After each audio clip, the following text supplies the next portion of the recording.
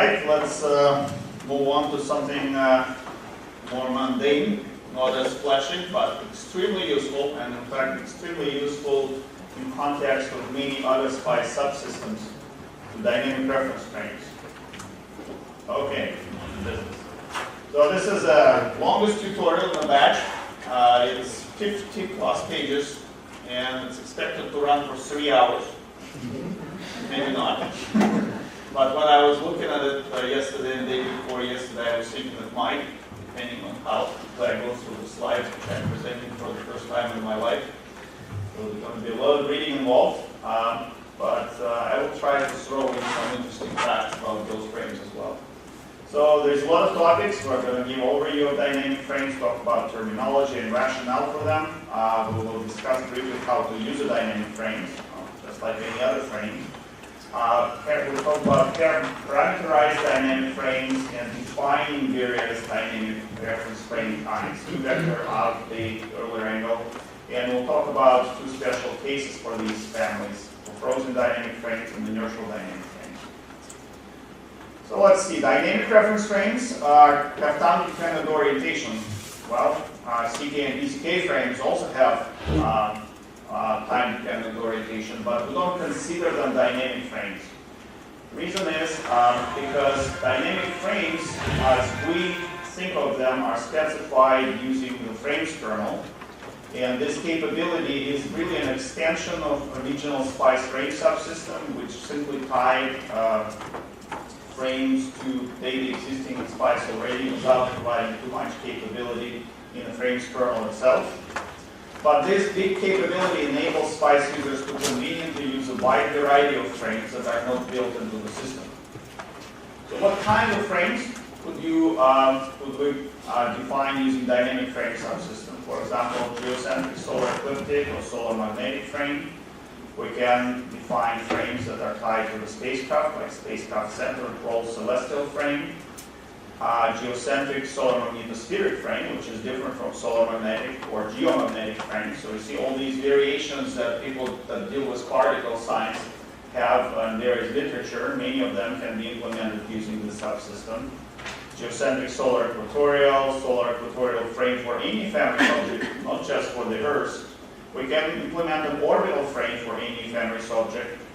There is a category of frames that deal with location precession and obliquity models, and using those we can define Earth's mean equator and equinoctial date, Earth's true equator and equinoctial date, and Earth's mean ecliptic and equinoctial date frames. We can define a nadir-oriented frame for planetary orbiter, or radial tangential normal frame, which are frequently used in ephemeris development and navigation applications. So let's see, why should SPICE offer dynamic frames implemented using frames kernel? One could just build a C kernel. It's a varying orientation. You could pre-compute it and save it. Or SPICE could provide a limited number of built-in dynamic frames, which would require frames kernel. You would just look at the frame required rating, pick its name, and SPICE will do the job for you. Or users can create their own routines to implement dynamic frames. Well, all of that is still possible, but there are great benefits to using SPICE F kernel for this purpose. Well, the first, of course, is convenience. If you use a formula or set of definitions in the frames kernel rather than a C kernel, then you avoid creation of this C kernel altogether. You don't need to worry about putting these files in the server, storing them for a long time, and any consistency issues that come from it, such as using wrong squad kernel with it. There's a lot of flexibility in dynamic frames. It enables you to very easily create a vast variety of frames just by typing their parameters in the text kernel, which is a simple text file. Integration, once you have defined these dynamic frames, and once all the supporting kernels are loaded, they may be referenced by any SPICE API. You can compute positions with respect to dynamic frames. You can compute surface intercept by defining bore side vectors in dynamic frames, and so on. And correct implementation. We have done extensive testing of this capability, and it was further verified by users. So it's unlikely to result in errors. Too far. So using a dynamic frame in a SPICE-based program is pretty straightforward. At program initialization, you need to load the dynamic frames kernel to to have that frame definition available, like you would do with any other frame defined in frames kernel. And normally a single dynamics frame kernel will contain definitions for many frames. And then you have to load any kernels on which these dynamic frames depend. Some dynamic frames are constructed using vectors that are computed from SPKs, or vectors are based on other frames but defined in FKs. They may be relying on data that comes from PCKs, CKs, thus requiring Squawk or other SPICE kernels. So really, they can rely on the whole SPICE system to provide information to them. In reality, of course, you're not going to load them separately. You're likely to make a meta kernel, where you will have all these kernels needed for dynamic frame support and the dynamic frame kernel together and load it in one shot. And then, in calls to SPICE routines, you will simply refer to these dynamic frame of interest by name as you would to any other frame, like J2000. So, seems pretty straightforward. Now, how do you use that? For example, to find 6x6 state transformation matrix to rotate states from J2000 to geocentric solar ecliptic at a certain time, you would call SX4. You would give J2000 as the first argument, JSE, assuming that this is the name assigned to this dynamic frame, the time, and you will get the matrix back. Or you can look up state of Jupiter relative to Earth in this GSE frame using this SPK ADR call. In this case, the name of the frame will be the third argument, where you would use J2000 in other cases if you want a inertial state. You can use dynamic frames in any place in SPICE where a frame name is used. Well, however, there are some restrictions to use of dynamic frames, and those are shown in limitations in the backup slides, which I'm not going to present. So let's see some terminology. You know most of this already, but it's worth repeating. Frame is an abbreviation for reference frame. Frame can be defined as a set of three mutually orthogonal unit length vectors. These are called basis vectors, and the lines containing these basis vectors are axes of the frame.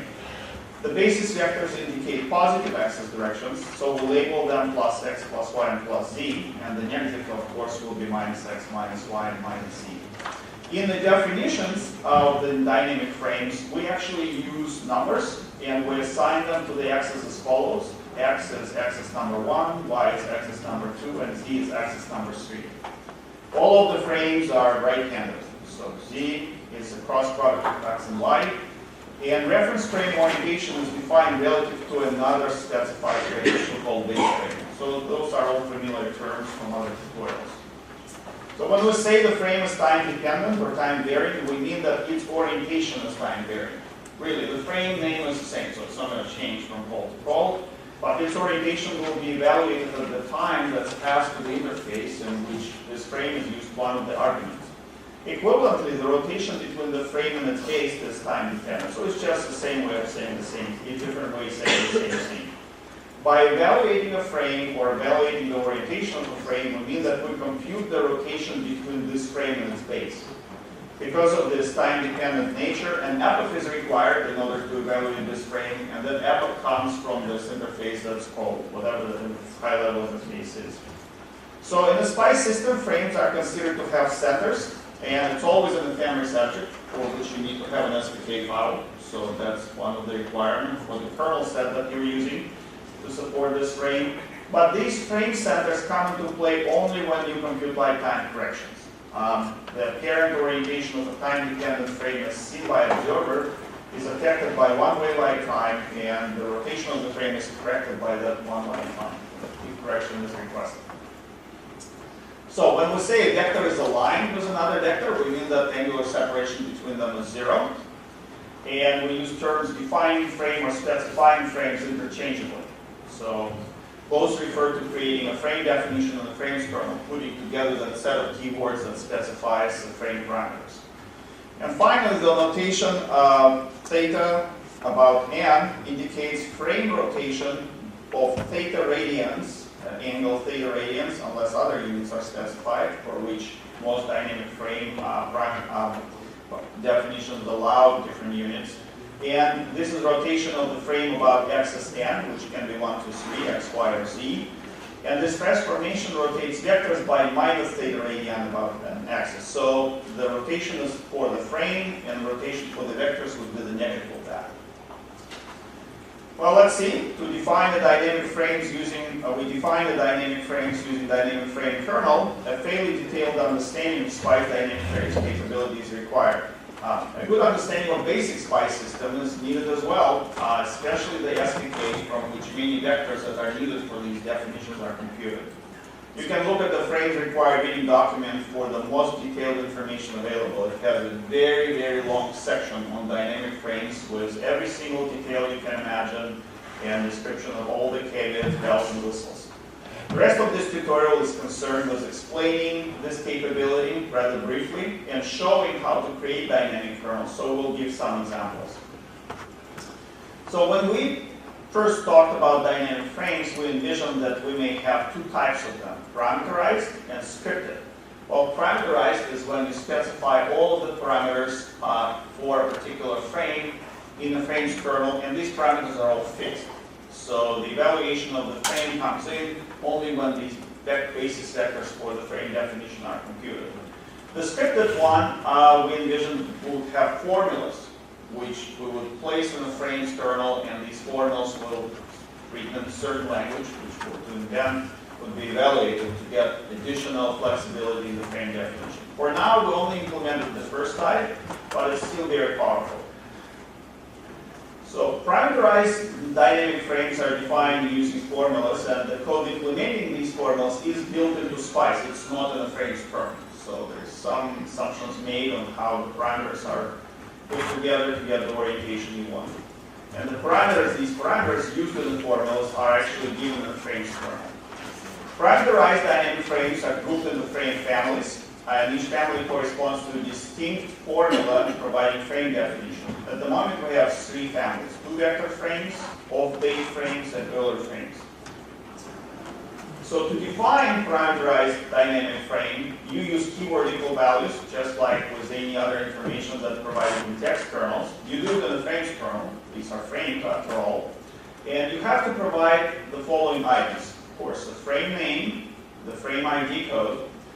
Normally, for the dynamic frames that are specific for a particular mission, the ID codes will be picked from that mission ID code space. So for example, for dynamic frames for Cassini, they will be -82,000 something range. But if someone wants to, a user wants to create their own dynamic frames which isn't related to a particular mission, we recommend that you pick ID codes from this range. It's also mentioned in the frames required reading document. The class for dynamic frames is set to 5. The class ID code is the frame ID code. It will be used in the keywords or to glue them together, as I showed for other frame definitions like class 4. The frame center will be the name of the ID code of the central body for which a family should be provided, so operation so lifetime correction for the frame orientation could be made. And the frame definition style will be set to parameterized. So that's the only subclass of this families that we implement. The base frame, called relative frame, this frame we need to define as base frame, and the frame definition would specify rotation from the dynamic frame to the base frame. We also need to tell in the definition the frame family, two-vector, off-date, or Euler, and provide all the frame-specific assignments. So that's a handful, but you will see examples and it will become a bit more clear. Now, an important thing to define for dynamic frames is its rotation state, and the possible states are rotating or inertial. A frame is treated as rotating or inertial for the purpose of velocity transformation. If it's treated as inertial, then velocity is simply rotated without applying angular velocity between those frames. If it's treated as rotating, then the lower left column of the 6x6 matrix is actually filled based on angular velocities computed from based on the frame definition. By default, dynamic frames all have the state rotating. So if you want to treat them as inertials, you have to specifically tell the system to do that. For rotating two-vector and Euler frames, rotation state assignment can be omitted from the state definition, then rotating is assumed. And for off-date frame, the frame definition must either specify the rotation state or designate the frame as frozen and specify that, which is another capability of this subsystem that will be explained later. The freeze epoch This is an optional assignment, which if given indicates that the frame orientation relative to its base frame should be held constant, frozen at that epoch that is given right there in the frames kernel. Most dynamic frames are not frozen. Very rarely you would have one, and frequently you would freeze a dynamic frame just for convenience reasons. Well, the next approximately 35 pages will cover a lot of details, so feel free to go get coffee, to warm on the sun. I'm kidding. So, but we will give a lot of details and examples, and they will cover all of these families. We'll also explain these optional attributes, frozen and that can be assigned belonging to these families, such as frozen and inertial. Let's see. Let's start with two-vector frames. They're defined by using two time-dependent vectors called primary and secondary vectors. Each of these vectors could be a position vector, or a target near point vector, or a velocity vector, or a constant vector. User associates specified positive or negative axes, x plus y minus z and such, of the two vector frames with the primary and secondary vectors. These two vector frames are always right-handed and have orthogonal axes, so two non-parallel vectors and associations of axes with these vectors suffice to define such a definition. Let's talk about primary vector first. For example, it could be vector from the spacecraft to the sun. A specified positive or negative axis of two-vector frame is aligned with this vector. These axes are plus x, plus y minus y, and plus z minus z. So we will say that plus x, for example, is aligned with the vector from spacecraft to the sun, and the definition when evaluated will hold that true. This eliminates 2 degrees of freedom, and the only degree of freedom left is rotation above this axis for the frame. The third degree of freedom in this frame, this rotation, is eliminated by the secondary vector. So here's an example. Here's our primary vector, and we associate minus x-axis with it, so minus x is pointing in the opposite direction. Secondary vector is this specified positive or negative axis of the two-vector frame is aligned with the component of the secondary vector that's orthogonal to the primary vector. The frame kernel creator associates with this vector one of these axes, where the axis is orthogonal to the primary vector. So if you pick x, you cannot pick x anymore. It has to be either plus or minus y, or plus z and minus z. In this example, we associate plus y axis with this secondary vector. And this plus y axis will be parallel to the component of the secondary vector that's orthogonal to the first vector. Okay?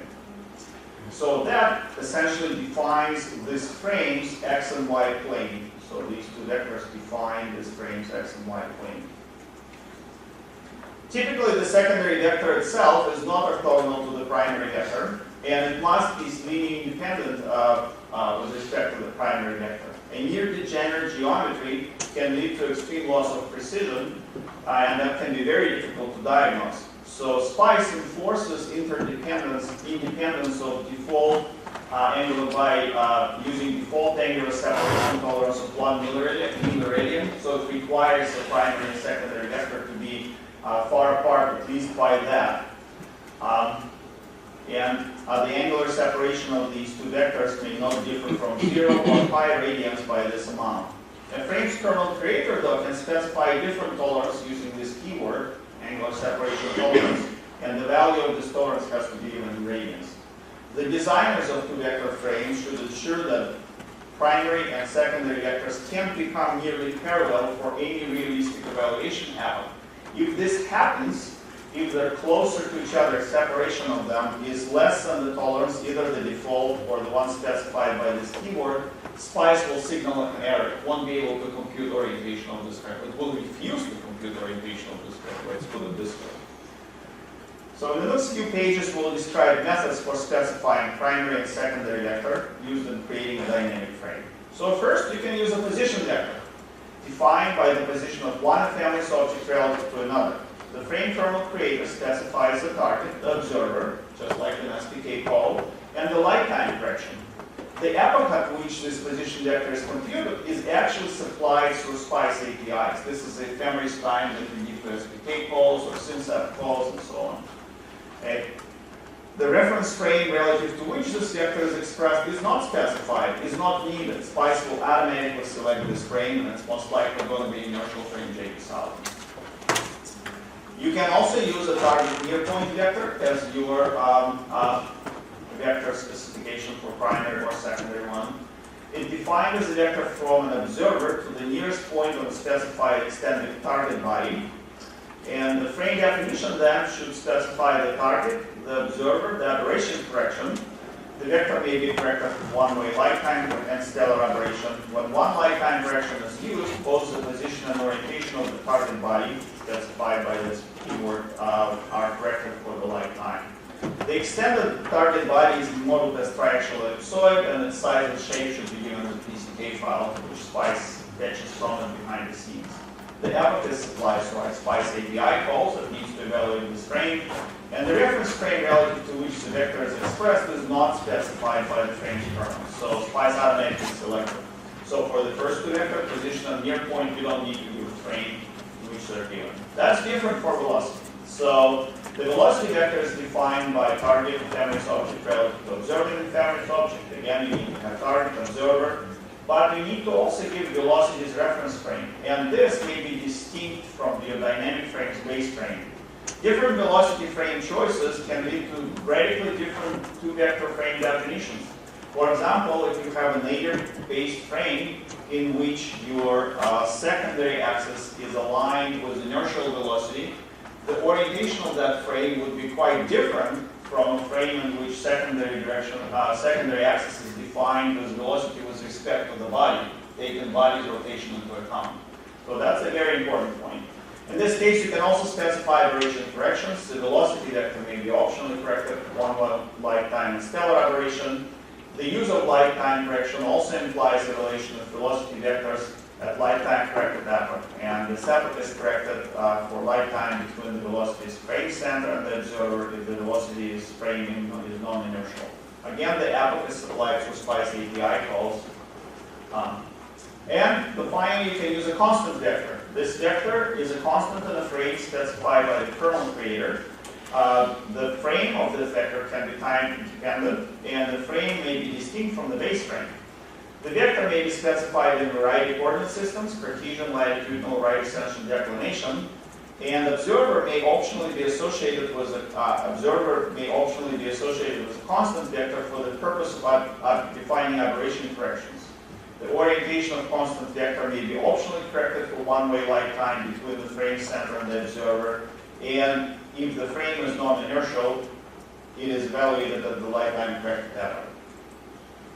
A constant vector may also be optionally collected for stellar aberration due to motion of observer relative to the solar system theory center. Stellar aberration can be specified without light time, and in this case, you need to use the string S. It's rarely met in Spice API calls. Only a few of them deal with only stellar aberration corrections. And again, the epoch is supplied with Spice API calls as for position vectors. If the constant vector frame is time dependent, then it's evaluated at that time. So here's some examples. We're looking at nadir-oriented spacecraft-centered frame. In this frame, we will choose as primary vector spacecraft nadir direction vector, this one, the red one, and we align it with the minus z-axis, so z is going to be pointing opposite of this vector. The nadir vector can be defined to a point, either at the closest point to the spacecraft or to the center of mass of this orbiting body. The secondary vector, for the secondary vector, we'll choose spacecraft velocity relative to spacecraft center of motion in the J2000 frame, this blue vector, and we're going to associate this with the x-axis. So this would be the, I think this diagram puts x way too far from the blue line. I think we need to fix it because this would be better. But in any case, together they define this plane, the zx plane of the frame. So the normalized component of the secondary vector orthogonal to the first vector is used. So this really doesn't look like it, but that's what it is. So, and y is computed by cross product of z and x completing the right-handed frame. So we ended up with a frame where z is perfectly aligned with anti-negative direction, which is where x is in the direction of velocity, and y completes right-handed frame. So this is how the definition of this frame looks. Of course, in all frames kernels, you will see description. This is just comments that precede this definition. In the definition itself, you will have keywords that define frame name and frame ID. Class will be set to 5. Class ID will be the same as the frame ID, and this frame ID is used in all of the keywords that are associated with this frame. We will say that this frame's orientation will be given relative to base frame J2000, and the style will be parameterized with the family 2 vector. Then we will provide primary and secondary vector definitions. We will say that primary axis is -z, and the primary vector definition will be target near point, which shows that style. We will specify observer, which will be the spacecraft ID or name, and the target in this case Mars, because we're talking about Mars orbiting spacecraft. We will compute this direction without any aberration corrections. The secondary axis plus x, note that the plus was omitted, you can use either x or plus x meaning the same thing, will be defined by observer target velocity with respect to Mars. Again, we will put our spacecraft name or ID here, and we will not use any aberration corrections, and we will specify inertial frame for this velocity vector, using inertial velocity with respect to Mars. So this is a template. You can choose your frame ID, you can choose your frame name, you can set your orbiter ID.